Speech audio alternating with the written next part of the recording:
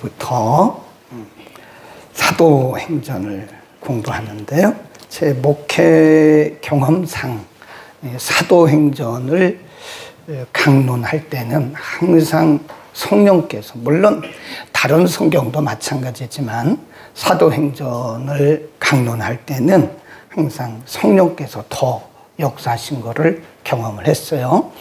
그래서 5월, 6월 두 달 동안 사도행전 28장까지 공부를 하게 되는데, 이런 마음으로 우리가 마가다락방에 120명의 문도들이, 성도들이 모였던 것처럼 우리가 이렇게 함께 모이면 틀림없이 성령께서 우리에게 강하게 역사하셔서 우리가 새롭게 회복될 줄로 믿습니다. 반드시 회복이 됩니다. 한국교회도 반드시 회복돼야 돼요. 제가 들으니까 코로나 때문에 찬양대 없어진 교회가 절반 정도고요. 새벽 예배 없어진 교회가 상당히 많고요. 밤 예배 없어진 교회는 수두룩하고요. 만 교회 정도가 문을 아예 폐쇄했어요. 교회 문을 닫았어요. 근데 한국 교회가 저력이 있는 교회인데 이렇게 그냥 무너진 채로 있을 수가 없습니다. 그래서 우리부터 시작하면 돼요. 나부터 시작이 돼야 되는 거예요. 성령의 역사는 나부터입니다. 누군가가 아니고요. 1절에 보면 이렇게 사도행전을 기록한 분이 누가거든요. 이렇게 말합니다. 데오빌로요. 내가 먼저 쓴 글, 데오빌로에다가 줄 긋이고요. 먼저 쓴 글, 여기다가 줄을 긋습니다. 먼저 쓴 글은 누가복음을 의미합니다. 누가복음 1장 3절에도 데오빌로 각하요라고 나와요. 그래, 먼저 쓴 글은 누가복음이라고 써놓으시고 데오빌로는 누구냐? 이게 두 가지 의견이 있어요. 학자들 간에. 원래 데오란 말은 데오스, 하나님이란 말의 약자고요. 빌로는 필레오라고 하는 사랑. 그러니까 하나님의 사랑을 받은 자, 그런 뜻이에요. 데오 빌로. 그러니까 데오는 데오스, 빌로는 필레오. 그래서 하나님의 사랑을 받은 자라고 하는 말의 준말이다, 이렇게 보는 사람이 있고, 실제로 데오빌로라는 사람이 있었다. 이 사람은 실제로 있었던 사람이라. 왜냐하면 누가복음 1장 3절에 보면 데오빌로 각하란 말을 써요.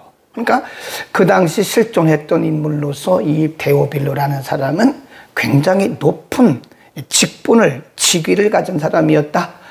총독 정도의 직위를 가진 사람이었다라고 얘기를 해요. 왜냐하면 누가복음 1장 3절에 각하란 말을 쓰기 때문에 그렇습니다. 그러나 어쨌든 뭐 그 사람이 누구 있던 거 상관없고, 이 누가복음이나 사도행전의 수신자는 하나님의 사랑을 입은 자들, 데오빌로란 말은 하나님의 사랑을 입은 자, 그런 뜻입니다.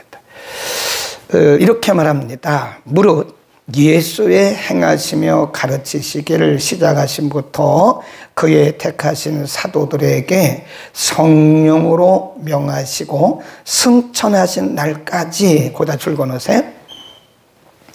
예수님의 행하신 일부터 시작해서 승천하시기까지, 요거가 누가복음이에요.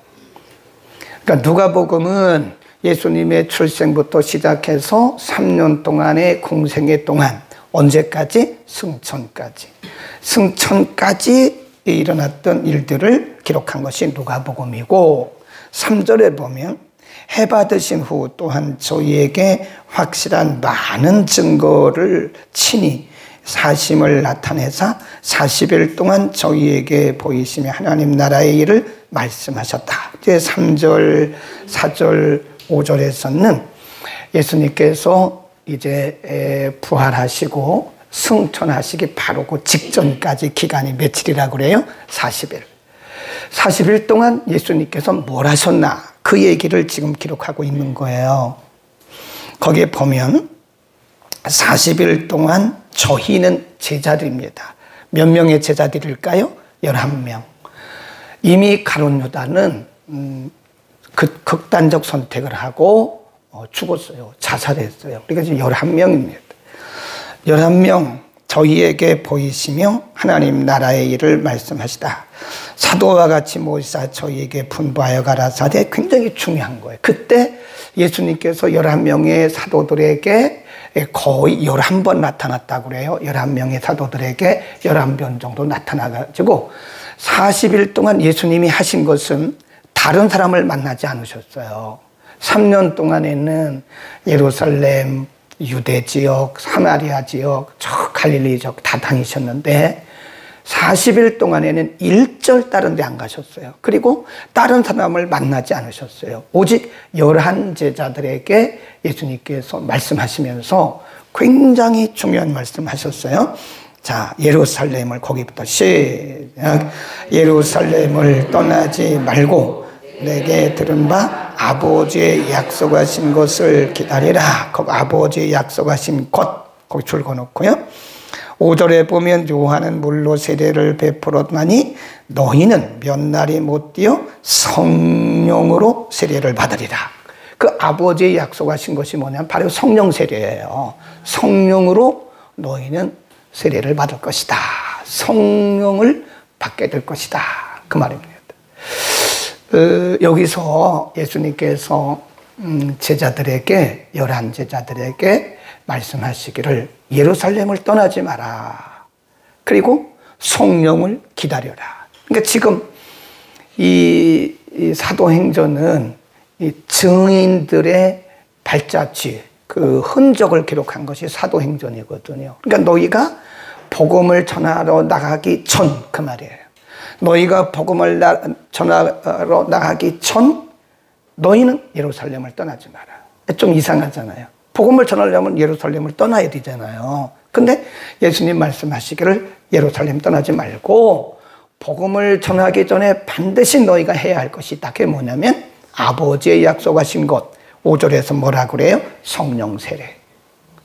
아버지의 그 약속하신 것을 기다려라. 다르게 말하면 성령 받기 전에는 현장에 나가지 마라. 그 말입니다. 중요하죠. 왜 그럴까요? 성령 받지 못하고 현장에 나가봤자 증인이 안 돼요. 증인 될 수가 없는 거예요. 이 제자들에게 굉장히 심각한 말씀하고 있는 거예요. 그러니까 제자들이 예를 들어서 굉장히 열정적인 마음이 있어가지고 야 우리 빨리 예루살렘을 떠나서 복음 전하러 가자. 예수님 말씀하기를 아니다. 성령 받기 전에 성령 세례 받기 전에는 예루살렘을 떠나지 마라. 예루살렘을 떠나도 너희는 증인될 수가 없다. 그 말입니다. 그러니까 우리는 증인으로 살아야 되는데 그 전제 조건이 뭐냐면 성령 충만 받는 거예요. 예수님 말씀하셨어요. 요한은 물로 세례를 베풀었지만 너희는 몇 날이 못 되어 성령으로 세례를 받으리라. 이걸 우리가 줄여서 뭐라 그러냐면 성령 세례 그럽니다. 저는요 신학교 다니면서 이 장로교회에서는 성령 세례라는 말을 들어본 적이 없습니다. 그런데 제가 성경을 다시 깨닫고 사역을 하면서 보니까 성령 세례가 이슬로 세례를 베풀었지만 몇 날이 못 되어 너희는 성령으로 세례를 받으리라. 그게 이제 성령 충만입니다. 그게 성령 충만. 네. 성령 충만의 한 범주인데요. 성령 세례라고 하는 것은 성령을 통해서 사람이 거듭나고 또 새로운 어떤 지위, 신분을 입게 되는 것을 성령 세례라 그래요. 우리가 물로 세례를 받으면 죄 씻음을 받잖아요. 죄 씻음을 받았다고 하는 증거로 물 세례를 받잖아요. 그것처럼 우리가 성령으로 세례를 받는다는 것은 우리의 육이 죽고 영이 우리 가운데 살아나는, 그 육신은 죽고 영이 살아나는, 그래서 성령이 우리 가운데 오셔서 우리의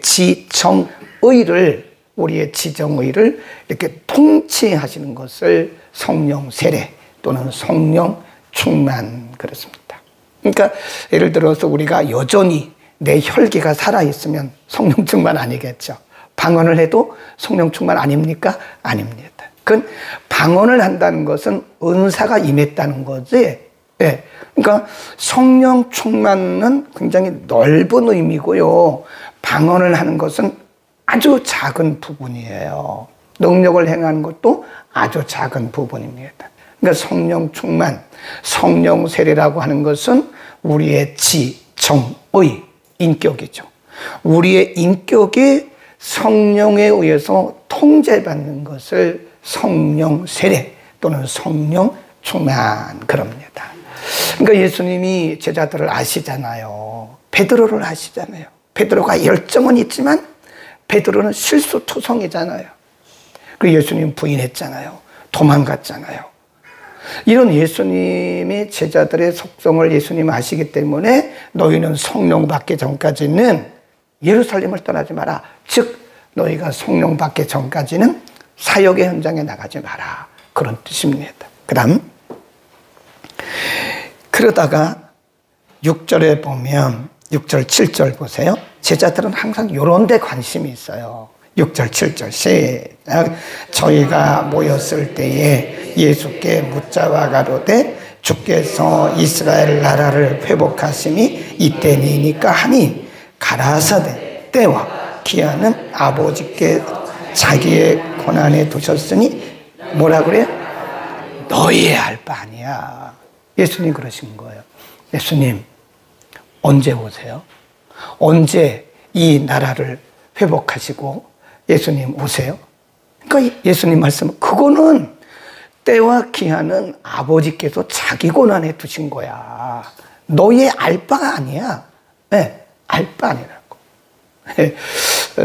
또 아주 재미있는 비슷한 얘기가 요한복음 마지막 장에 기록이 되고 있어요. 부활하신 예수님이 승천하시기 전에 갈릴리로 제자들을 찾아오셨어요. 거기에 베드로가 있었고 요한이 있었어요. 예수님이 베드로를 다시 부르신 다음에 베드로에게 뭐라고 말씀하시냐면 내가 젊어서는 이렇게 띠뛰고 다니고 내 마음대로 다녔지만 너 마지막에는 내 마음대로 못할걸? 그 말은 내가 성령에 사로잡혀가지고 너는 순교하기까지 복음의 증인으로 살 거야. 그 말씀을 예고하신 거예요. 그러니까 베드로가 가만히 있다가 저 옆에 있는 사람, 그게 누구냐면 요한이거든요. 저 사람은 어떻게 해야 돼요? 아이 주님 저만 그렇게 말년을 그렇게 살아야 됩니까? 그러니까 예수님이 그럼 너하고 무슨 상관이야? 내가 다시 올 때까지 그 사람 요한이거든요. 요한을 살려둔다 할지라도 그건 너와 무슨 상관이야? 너는 나를 따라와? 너는 내 사역을 감당해? 그렇게 말씀했다고요. 왜 이 말씀과 비슷한 거 아닙니까? 제자들이 예수님 언제 오세요? 언제 오셔서 이 나라를 회복하세요? 그러니까 때와 기한은 너희의 알 바 아니야. 너희가 왜 그걸 알려고 그러냐? 네, 그러면서 8절에 이런 말씀을 하세요. 8절 시작. 오직 성령이 너희에게 임하시면 너희가 권능을 받고 예루살렘과 온 유대와 사마리아와 그가 이르러 내 증인이리라. 그러니까 지금 예수님께서 말씀하신 것은 4절 너희는 아버지의 약속하신 것을 받을 때까지 예루살렘을 떠나지 마라. 그리고 8절로 가야 맞아요. 이 4절과 8절이 연결되는 겁니다. 여러분 성경에다가 4절에서 8절까지 이렇게 줄을 긋고 화살표 해놓으시면 될 거예요. 네. 거기다가 메모를 한번 해놓아 보세요. 4절과 8절이 연결되어야 됩니다. 네. 그러니까 너희가 예루살렘을 떠나지 말고 내게 들은 바 아버지의 약속하신 것을 기다려. 그리고 8절에 오직 성령이 너희에게 임하시면 그랬어요. 오직 성령이 너희에게 임하시면 너희가 권능을 받을 것이다. 그리고 나서 예루살렘과 온 유대와 사마리아와 땅끝까지 이르러 내 증인 될 것이다. 그러니까 성령 세례, 성령 충만의 궁극적인 목적은 뭡니까? 증인이에요, 증인. 그 8절 증인이라고 하는 곳에 줄을 끊었습니다. 그러니까 성령 충만의 궁극적인 목적이 뭐냐? 예루살렘에 모여 있는 것은 궁극적인 목적이 아니에요. 예루살렘과 온 유대와 사마리아와 땅끝까지 이르러 내 증인 되는 것이 성령 충만의 목적이다 하는 겁니다. 아멘. 그러니까 여기서 예수님 말씀하신 것이 예루살렘, 이건 마가다락방이에요. 예루살렘은 지금 제자들이 모여있던 120명이 모여있던 마가다락방을 의미하는 거예요. 마가다락방에 흩어져서 온 예루살렘에 퍼지라는 거예요. 사랑교회에서 성령의 충만함을 받고 염창동에 흩받는 궁극적인 목적이 뭐예요? 증인되는 거, 증인. 나가서 증인되는데 여기, 그 다음에 염창동, 서울, 대한민국 그런 것처럼 예루살렘, 유대, 사마리아, 땅끝, 이것이 바로 예수님께서 성령 충만 받는 궁극적인 목적이다, 그런 겁니다. 그러니까 우리끼리 은혜 받고 모여있는 것은 아무런 의미가 없어요. 우리끼리 모여가지고 막 은혜 받았다고 하는 것도 물론 중요하지만 하나님께서 더 원하시는 것은 이제 흩어지라는 거예요. 흩어져요. 은혜 받은 사람들이 각자의 지역으로 흩어져서 거기서 복음을 증거하고 거기서 복음의 증인되는 것이, 그것이 능력받는 궁극적인 목적인 것이다 하는 것입니다. 여기에 이제 여러 가지 주장들이 있죠. 예루살렘, 유대, 사마리아. 우리가 지도를 보면 예루살렘을 품고 있는 지역이 유대입니다. 유대를 조금 위로 올라가면 사마리아가 있어요. 사마리아. 수가성 있는 사마리아. 그 땅끝이라고 하는 것은 이제 위로 올라가서 소아시아와 유럽을 의미하는 거거든요. 그래서 이제 어떤 분들이 이것은 이 복음의 점진적 증거를 의미한다. 처음에는 예루살렘, 그 다음에 유대, 그 다음에 사마리아, 땅끝. 그래서 오늘은 우리가 염창동을 전도하고 내일은 서울을 전도하고 모레는 세계다. 그래서 어떤 교회가 보면 그런 거 있어요. 오늘은 염창동, 내일은 서울, 모레는 세계. 그렇게 이제 점진적 증거를 의미한다라고 주석을 한 분도 있고요. 어떤 분은 그거 아니다. 그거 아니고 예루살렘, 유대, 사마리아 땅끝이라고 한 동시다발적인 복음 증거를 의미하는 것이다. 점진적으로 갖고 합니까? 이건 동시다발이에요. 동시다발. 어떤 사람들은 예루살렘에서, 어떤 사람은 사마리아에서, 어떤 사람은 저 위에 소아시아에서, 어떤 사람들은 유럽에서. 물론 역사적으로 보면 점진적으로 됐습니다. 점진적으로. 예, 점진적으로 되었는데 이제는 점진적이 아니라 동시다발적으로 복음을 전해야 된다. 가끔 이런 분들이 있어요. 아니, 우리나라에도 복음 전하지 못한 곳이 있는데 꼭 선교지로 가야 됩니까? 꼭 세계 선교를 해야 됩니까? 이렇게 말하는 분이 있는데 그런 분들의 생각은 일본이라고 생각하는 거예요. 근데 예수님이 언제 오실는지도 모르는데 언제 우리가 이 염창동만 품고 있냐고요. 그러니까 이것은 동시다발적인 거예요. 국내와 국외의 복음이 동시다발적으로 증거돼야 되는 것이다. 그래서 어떤 사람은 국내에서 사역을 하고 어떤 사람은 또 해외 사역하고, 그래서 이 동시다발적으로 복음이 증거돼야 된다. 그 전제 조건은 뭐예요? 성령을 받아야 됩니다. 아멘. 거기 그랬잖아요. 성령이 임하실 때, 임하시면 그랬는데 원문은 임하실 때 그 말이에요. 성령이 너희에게 임하실 때 너희가 권능을 받고 그리고 나서 예루살렘, 유대, 사마리아 땅끝까지 너희가 증인되는 것이다. 그러니까 증인되기 위한 조건이 뭐냐? 성령 받는 거예요. 성령 충만입니다. 네. 옛날 우리 신학교 다닐 때는요, 공부 끝나잖아요. 그러면 일주일에 3번은 기도원 갔어요. 기도원 가서 밤새도록 기도하고 또 학교로 가요. 돌아가서 우리 성도들 한 분 한 분이 다 성령의 충만함, 성령의 재충만함을 받아야 된다. 아멘. 그래서 우리가 할 일이 많아요. 굉장히 많습니다. 자, 마지막 이렇게 말씀하세요. 9절, 이 말씀을 마치시고 저희 보는 데서 올리어 가시니 구름이 저를 가리워 보이지 않게 하더라. 올라가실 때 제자들이 자세히 하늘을 쳐다보고 있는데 흰 옷 입은 2 사람이 저희 곁에 서서 11 시작 가로되 갈릴리 사람들아 어찌하여 서서 하늘을 쳐다보느냐. 너희 가운데 하늘로 올리우신 이 예수는 하늘로 가심을 본 그대로 다시 오시리라. 구름을 타고 올라가셨잖아요. 그러니까 구름을 타고 오신다는 거예요. 요한계시록에도 보면 예수님이 구름 타고 다시 오신다고 말씀했어요. 하늘로 올라가심을 본 그대로 다시 오실 것이다. 예수님의 재림을 지금 천사를 통해서 말씀하시는 거예요. 예수님의 재림이 언제일지는 모르지만 너희 그 알 바 아니고 너희는 열심히 성령 충만받고 너희는 가서 증인되라는 거예요. 아멘. 우리는 복음의 증인이에요. 오늘도 증인으로 살아야 됩니다. 신학교 가서 목사 안수 받는 사람이 증인이 아닙니다. 모두가 다 증인이에요.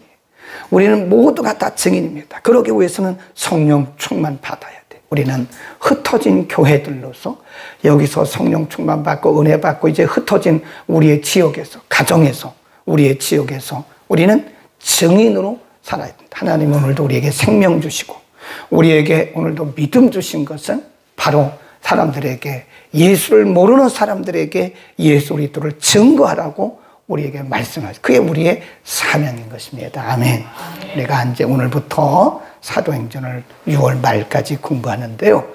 여러분 꼭 이렇게 오세요. 꼭 가능하면 성전에 오시는 게 좋습니다. 물론 뭐 특별한 일이 있으신 분들은 집에서 함께 하시고요. 이렇게 하시면 언제 성령의 불이 우리 가운데 임할지 몰라요. 여러분에게 언제 어떤 성령의 불이 임할는지 아무도 모릅니다. 간절한 마음을 가지고 가능하면 매일 오시기 힘들면 일주일에 몇 번이라도 이렇게 오시면 성령의 재충만함을 받아요. 우리가 성령의 충만함을 받지 않고는 어떤 일도 감당할 수 없어요. 행전을 매일매일 공부하다 보면 이제 우리의 육이 죽고 이제는 영이 살아서 증인이 될 것입니다. 아멘. 기도합니다. 거룩하신 아버지, 5월의 첫날 이렇게 순종하는 마음으로, 사모하는 마음으로 많은 성도들이 성전에 모였고 또 가정에서도 온라인으로 예배 드렸습니다. 예수님의 궁극적인 목적은 우리 모두가 성령의 충만함을 받고 성령의 세례를 받고 나서 우리 모두가 다 복음의 증인되는 것입니다. 하나님, 우리들 한 사람 한 사람 이제 다시 회복시켜 주시고 성령 충만함을 허락하소서. 우리가 증인의 삶을 살아갈 수 있도록 은혜를 베풀어 주옵소서. 오늘부터 우리가 사도행전을 시작했습니다. 6월 말까지 사도행전을 공부할 때에 성령의 역사하시는 흔적들을 우리의 눈으로 볼 수 있도록 가시적으로 역사하여 주옵소서. 오늘 하루를, 한 달을 드리면서 우리의 중심을 드리는 것처럼 하나님 앞에 귀한 물질 드리는 성도들도 있습니다. 우리의 마음을 드리는 성도들도 있습니다. 몸을 드리듯이 하나님 앞에 나와 드렸습니다. 다 받으시고 하늘의 신령한 은혜와 땅에 그림진 것들로 풍성하게 하옵소서. 예수 그리스도의 이름으로 감사하며